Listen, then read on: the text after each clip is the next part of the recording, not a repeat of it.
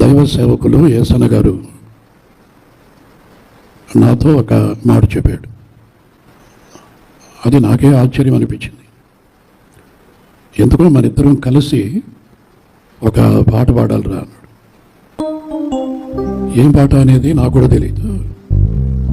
తర్వాత యేసన్న గారే చెప్పారు, పోరాటం, ఇది ఆత్మీయ పోరాటం.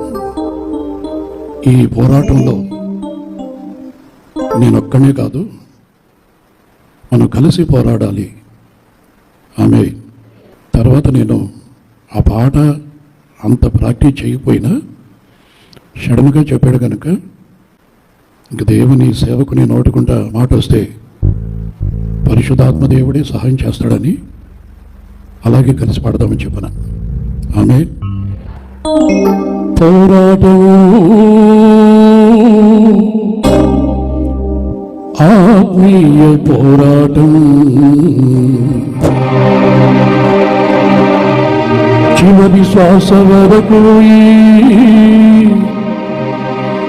పోరాటం ఆగదు.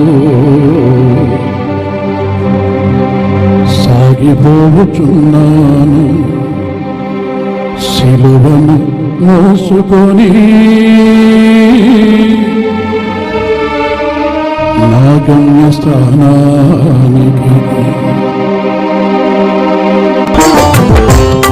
యేసు వెళ్ళిన మార్గములైనని, అవమానములైన ఆవేదనలైన,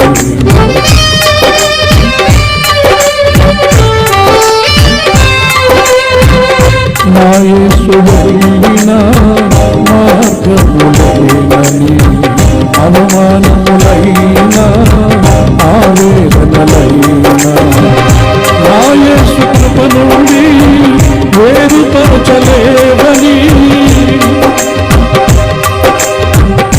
నా యేసు కృప నుండి వేరుపరచలేవని, ఆగిపోనునే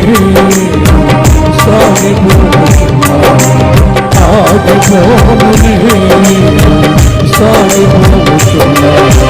పోరాటం ఆత్మీయ పోరాటం,